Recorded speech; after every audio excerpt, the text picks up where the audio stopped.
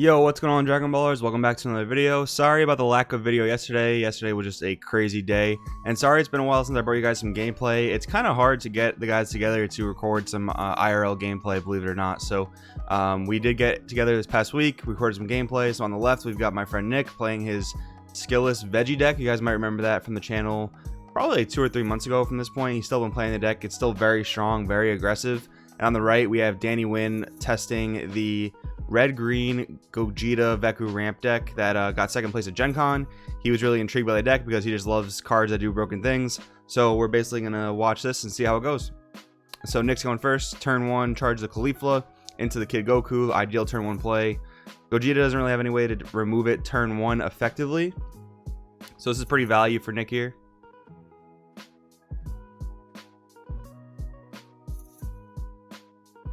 Going to draw one off the leader by revealing the ball. And pass to Danny. So Dark Duo Deborah is a key card in this deck because you can't activate Foreseeing Hit off of the Bobbidi. So Deborah is a little riskier because it can be removed from the board and then your opponent gets the cards back, but it is a random remove, so you can hit like key extra cards potentially. And here Danny goes, activating his 1-drop Goku first. He's going to use the Goku to put 2 cards to the bottom of the deck. This way his leader can technically go deeper into the deck, so he's gone about 8 cards deep into the deck, more likely to hit more targets this way. And now he gets a fresh shuffle up in case he put better cards to the bottom from that Goku effect. Yeah, this deck on the right is very interesting. I don't know. I'm not sure how necessarily strong it is. I'm not a huge fan of it. Watching Danny test it so many times off Veku, he flipped blue in his energy. And that's so backbreaking. It sets you back by an entire turn. I'm more a fan of the old style Gogeta, just blue-red good stuff. But we'll see how it fares for Danny in this one. Yeah, and mathematically improbable, but I saw Danny flip blue from Veku way too frequently. And he was complaining about it too, like it happened way too much. So more value off that Kid Goku here. He has the ability to bring out a 20k vanilla. He also has the ability to go into veggie plays with Kaba or anything like that. So let's see what he gets here. Ooh, draws right into the Kaba. So that's just going to be absolutely establishing his tempo right here. Let's see what the Kaba hits off the top 10.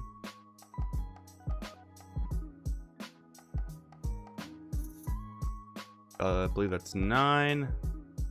Alright, so he only hits the green Caulifla. So he's going to start himself awakening a little bit, which is good because Danny's trying to starve him from awakening.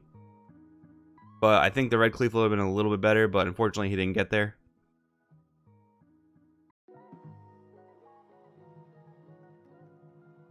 Nick does have a lot of Dragon Balls in his hand, so he's gonna choose to be a little bit aggressive here.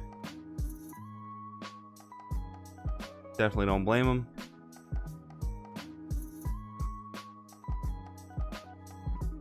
Nick's gonna pass turn back to Danny.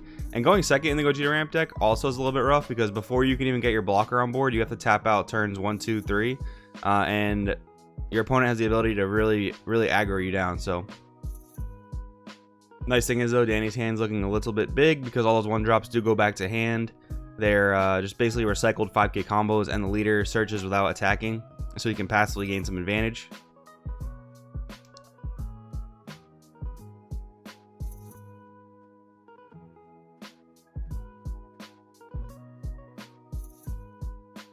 Danny likes to take his time deciding on plays. He likes to make sure he's taking the right play. So first he's going to go look for the leader. Looks like he hits 2 Gokus and a Vegeta. So there he goes, adds the Vegeta. Minus 10k barrier. That's really crucial in the mirror match. Good in this matchup in particular. He can hit Kavas. He can hit the 1-drop Goku. It is a little steep for 3 energy, but it does serve a purpose.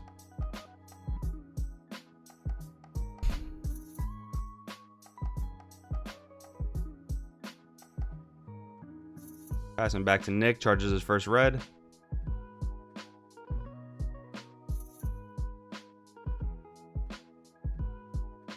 Now that Kale in his hand will be a 1-drop because of the Kaba on board, which is pretty nice.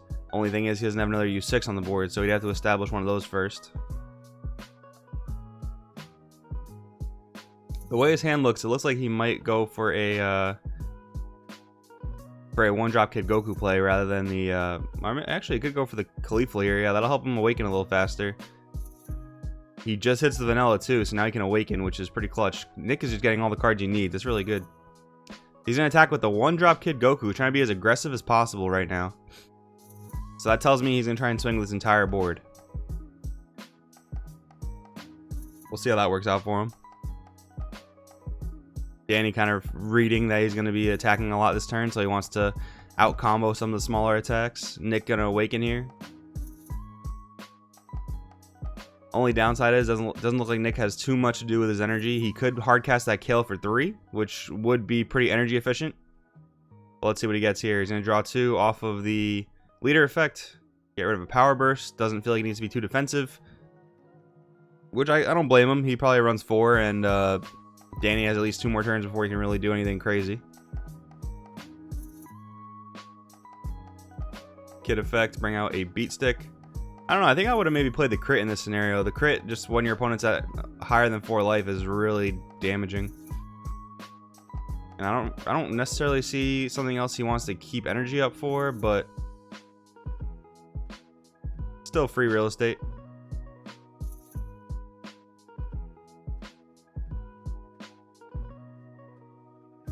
Danny just gonna start losing cards from his hand again to combo out of these attacks. Gonna take the 1 Caulifla. Gonna take another Caulifla. Now here's a 20k leader swing. So we got 2 more big swings to combo out of. Now this deck, he's pretty much playing the same list as the second place list from Gen Con, and I believe that deck only played 2 Videl negates. So he's a little starved on the gates here. He's gonna Unbreakable against the leader swing. That is a 20 to 20. Needs 5k more to get out of it.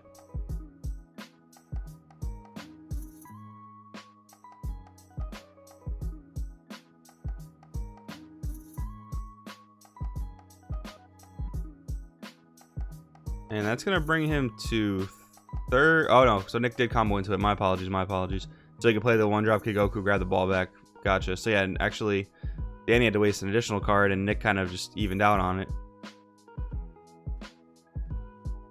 So Nick's going to combo another ball because he has another Kid Goku effect that can add a ball back, I believe. And this one gets to the negate. Unless he used both effects to search this turn. I don't think he did, but it's possible that he did and I missed it.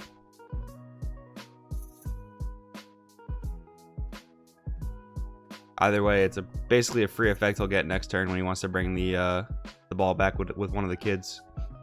So he's going to grab the blue Veku off the leader, and this is important. Danny wants to get all the blue out of the deck, as much blue out of the deck as possible, so that when he does block with Veku, he doesn't flip blue. That's very important here.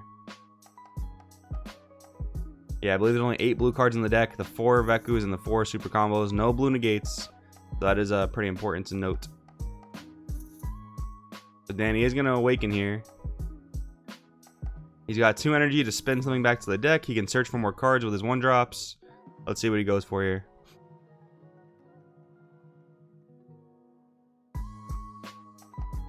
It looks like he's going to attack into the Kaba.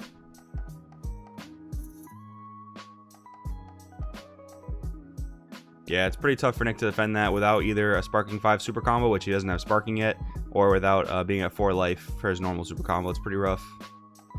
But the Kaba has definitely done its job already, so I don't think he's complaining too much.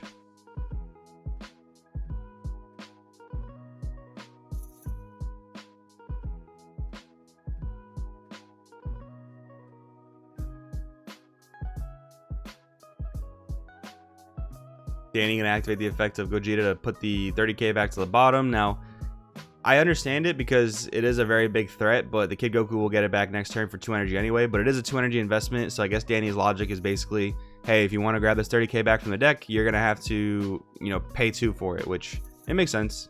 It is the biggest threat on the board. It makes Nick recommit to it. So Nick charging his 4th energy, his 2nd red. Yeah, that kill is not doing too much in his hand since he does not have a U6 on the board. He'll grab the ball back.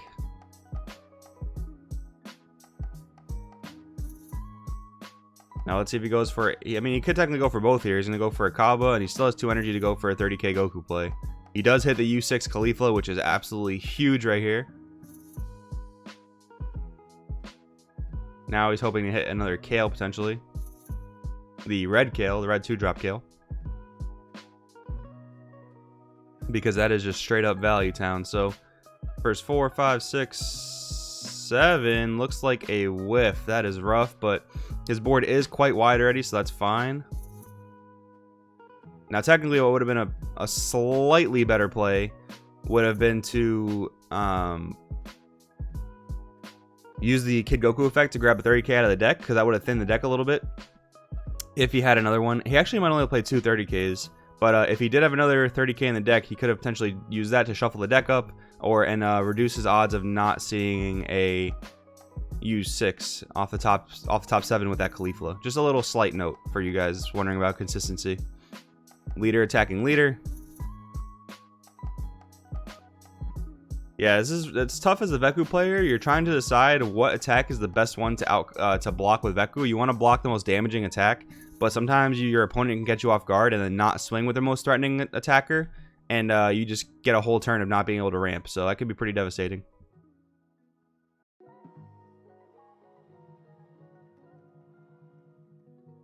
It looks like a 25k swing.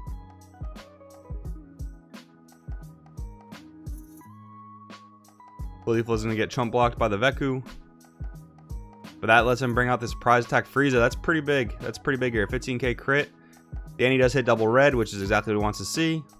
So yeah, now Nick has to force Danny about as low as possible so that Kaioken does not act as a huge issue here. So he's going to super combo. Oh, and that's a misplay because Nick is not at 4 life yet. I swear, you can't let these guys do anything for the channel without supervising them. No, I'm just kidding. But that is a misplay. Nick should not have drawn a card off that super combo.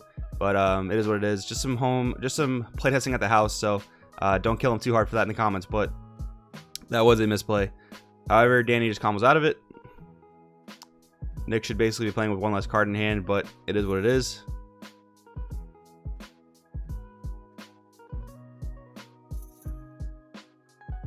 Let's see what Danny wants to do to get out of this Caulifla swing.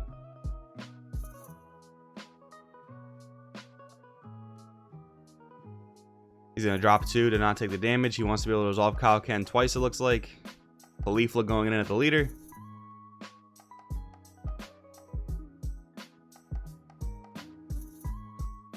This one's going to get a negate. Nick still has 2 energy to work with here, though. So there's the Banisher Fu. Pretty high value. Getting rid of the Videl there. That's going to go in at life. He's going to combo pretty big into it. Because the most threatening thing in Danny's deck is almost definitely the Kaioken. So that is pretty big.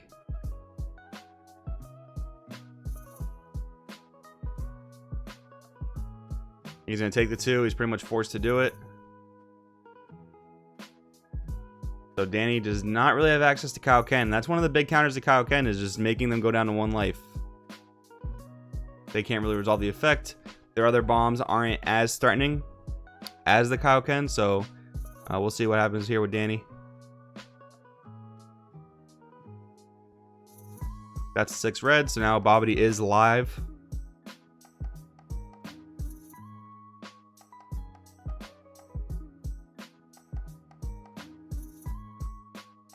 So he's going to go 4 into chain attack.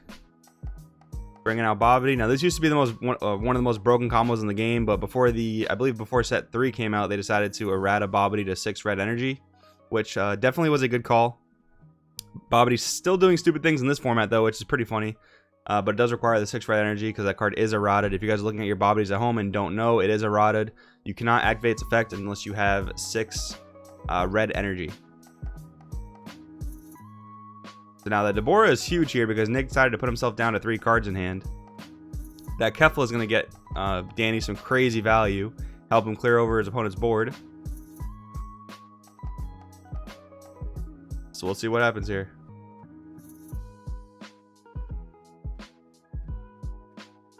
Danny giving Deborah a quick read over just to make sure everything's alrighty. So we got 2 cards. We got a ball and a Kale. So that is a bit of a problem for Nick, but he has 2 Kid Gokus on board that are still safe, and I believe he has another Kid Goku in hand, so that's not going to be a huge problem for him. He's going to go Bobbidi into the Kaba. That's value right there.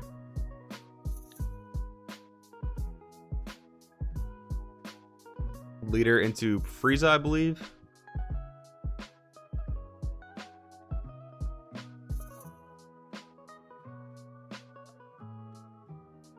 Nick kind of debating if he wants to save it, but he's going to let it go. Danny going to draw 2 off his leader effect by killing an energy. Yeah, 6 energy is not important right now because every turn he can just charge a 6, resolve Bobbidi if he needs to. Kefla is going to go in at the Caulifla. That's going to die. And then he gets dual attack and he draws again, which is pretty nuts. And now Danny basically has to ask himself if he wants to put this Deborah in lethal range. Because if he kills the Deborah, he'll get the cards back to his hand. But Danny does only have 1 life, so Nick has to get 1 shot through, put enough combo power into it, and see what happens.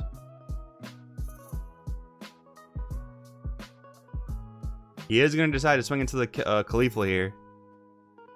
Yeah, it's a risky call. I don't necessarily disagree with it. He's going to swing into one of the Kid Gokus with the chain attack. Very effective way to clear the board this turn, especially when Bobbidi gives you such big bombs. Yeah, Danny is loving Bobbidi right now. He's been testing Frieza Prison with Bobbidi, and it's been very frustrating to play against, but it's a very strong deck for sure. Just got to know how to counter Bobbidi, how to play around it. Forcing them down to low life is very, very effective. Oh, that's a very methodical way to deal with his boards. Now, Nick lost his entire board of like 7 battle cards, something like that, and Danny got rid of it very effectively. Luckily, Nick already had the kid in his hand, so he's going to get the ball back. Dig for some combo power here. Now, Danny is at 1 life and tapped out, so there's no negate in this game that can save him. Like, this is going straight to combos no matter what.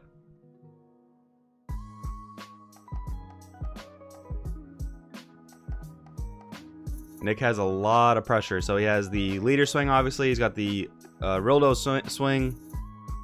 He's going to get the cards back to his hand from getting rid of the Deborah, and everything is going right for Nick right now. This is huge. Absolutely huge. Gets rid of the 10k combo because he can't use it. There goes Rildo in. Now I'm assuming Nick is just dropping the hand here. Oh my goodness, that is just absolutely huge. That's 40, 50, 60, 70k. That's 25, 35, 40. And it looks like Danny can't get there. So that's going to be the end of the game right there. So one slight misplay with Nick drawing a card he shouldn't have drawn. But in the end, it doesn't seem like it really mattered that much. So guys, hope you guys enjoyed the gameplay video. Deck on the right, very, very strong Bobbidi deck. But again, deck on the left, very aggressive. Bobbidi seems to have a bit of an issue dealing with it. If you guys like the video, let me know in the comments below. Thank you so much for watching. My name is Joey. This is Crosswell TCG. And I'll see you guys in the next video.